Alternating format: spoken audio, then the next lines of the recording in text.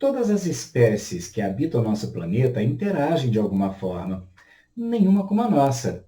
Afinal, não se conhece nada que se pareça com a linguagem humana, um traço vivo, consciente, totalmente nosso.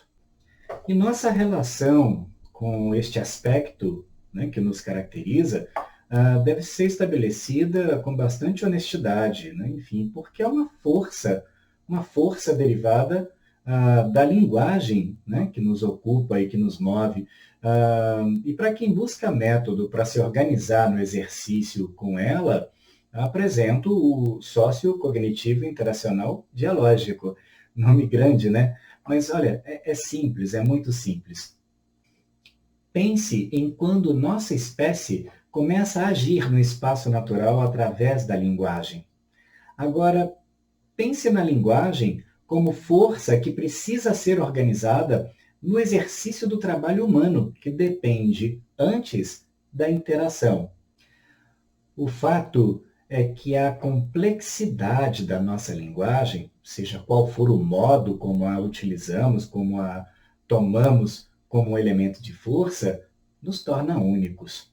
Nos permite interagir com os pares, nos permite interagir com todas as pessoas e forças, com todos os discursos recebidos através das mais diversas formas e modos que nós criamos, que nós desenvolvemos, e nos permite que nos situemos, né, no presente vivido, referenciados por tudo o que já nos antecedeu e num movimento extremamente interessante, organizar o conhecimento para, numa abstração lógica, prever aquilo com o qual nós vamos nos encontrar em nossa trajetória, organizando-nos para que este evento possa também nos permitir continuar circulando e continuar percorrendo os nossos cursos, as nossas trajetórias, construindo conhecimento. Então, vamos falar um pouquinho sobre conhecimento? Jean Piaget estudou muito sobre a construção do conhecimento por meio da interação entre o sujeito e o mundo, considerando os fatores biológicos, experiências físicas, a troca social e os processos de equilíbrio e desequilíbrio que podem ocorrer em toda a forma de interação. Além de Piaget, outros estudiosos importantes para a educação, como Lev Vygotsky, que me referencia, Henri Vallon, a argentina Emília Ferreiro, né? Entre outros tantos, né, colaboram com um farto, uma fortuna de conhecimento compartilhado depois de muito estudo, depois de muita investigação.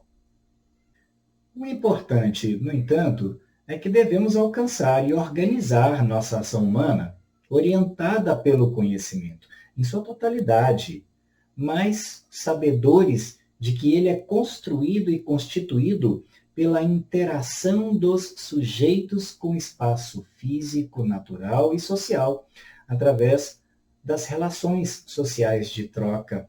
E este ciclo é infinito. Emília Ferreiro nos oferece uma construção teórica com uma perspectiva bastante interessante. A pessoa precisa construir seu próprio conhecimento, daí, pressuposto básico é que o processo de aprendizagem se concretiza em situações de interação entre ela, colegas e arranjos sociais com quem estabelece interação, assegurando a construção de significados a partir de relações entre o que já conhecem e o que estão aprendendo de novo. Você promoveria a mediação e precisaria conhecer o conjunto de pessoas trabalhadoras naquele espaço para elaborar planos que os ajudem a se desenvolver. Já o construtivismo psicológico que se fundamenta em Piaget observa que o ser humano não aprende somente por meio de observação, mas também mediante ações contínuas sobre o objeto do conhecimento. Numa perspectiva sociológica, por sua vez, questiona-se a necessidade de se levar o ambiente e as inter-relações deste com a pessoa que aprende em consideração nos processos de aprendizagem. Entre as várias abordagens de perspectiva sociocognitiva, a com maior validação é, sem dúvida, a teoria sociohistórica de Vygotsky, que referencia a nossa interação através destes equipamentos. Há muito trabalho realizado na ciência, nos estudos sobre tudo o que existe e tem forma. E não, nada disso é novidade para vocês. Mesmo que não consiga indicar a contribuição de cada cientista na sua formação, o que essas pessoas dos espaços acadêmicos e científicos estudaram está presente antes em você. Perceba, quando o meu corpo sente, eu estudo. Quando eu estudo, eu conheço. Quando eu conheço, me pertence. Porque desejo e preciso mais conhecimento, compartilho e recebo. E como nosso desenvolvimento cognitivo, por força de nossa condição social, nós não somos seres sozinhos, tampouco individuais. Nunca cessa, nosso patrimônio histórico, cultural, científico, político, intelectual, enfim, nossa existência se estende ao infinito.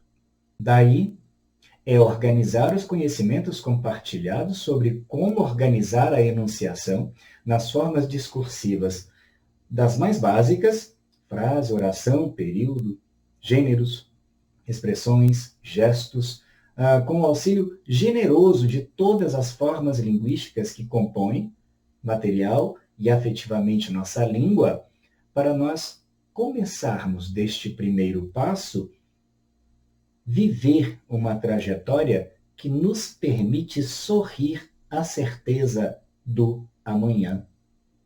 É claro, lógico, para eu sorrir à certeza do amanhã, eu preciso perceber todo o movimento realizado no meu corpo a fim de tornar material e concreto todos os sonhos que me movem. A linguagem é um instrumento essencial. Eu não posso me mover em direção à satisfação de um desejo, à realização de algo que me soa muito oportuno, se eu não conto com o conhecimento que já me habita para organizar a minha ação concreta, no espaço concreto, a fim de tornar concreto o meu desejo.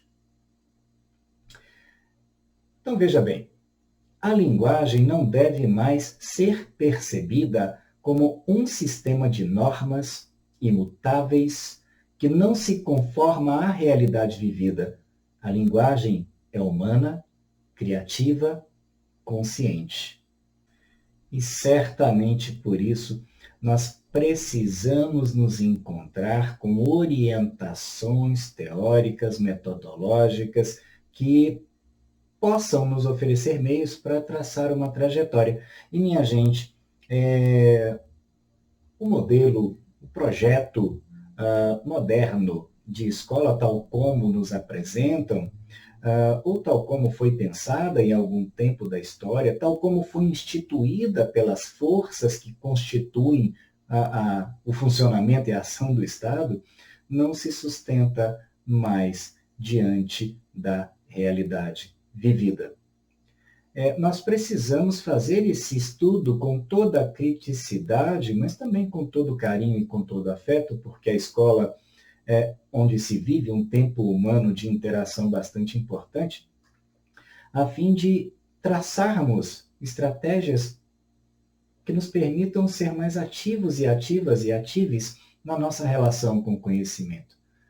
E aí eu fico pensando, para quem ainda vive a ansiedade quase que como movimento de compulsão, o exercício exaustivo de desenvolver habilidades de leitura e de escrita, porque é isso que se oferece nas instituições que obedecem aos programas e currículos estabelecidos pelas forças das instituições, né? Enfim.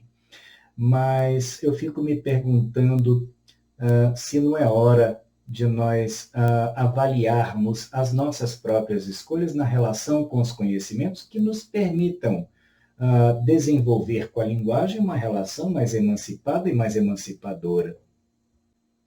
Porque, olha, receber o registro gramatical oficial ou de maior prestígio, a fim de tornarmos-nos pessoas que apresentam enunciações em discursos bem construídos, ou seja, que dizem para a gente, pessoas que escrevem, ou pessoas que recebem enunciações em quaisquer formas e gêneros discursivos que nós criamos. Como alguns preferem dizer, ler. Não podemos tratar estas habilidades como meramente motoras, ou ainda não podemos mais validar a perspectiva de que, alcançando essa habilidade, tal como ela nos é apresentada, nós teremos, de fato, condições de lançar mão desses atos de linguagem para nos projetar a uma condição concreta, real, material, melhor do que aquela em que nos encontramos. Não podemos tratar escrita e leitura como mercadoria ou como a coisa que, se você seguir receita, alcançará resultado. Não. E minha gente querida, perceba, quando eu faço adesão por consciência de que essa força nos move à perspectiva interacional, nós podemos fazer uma escolha muito, muito humana e cheia de ternura.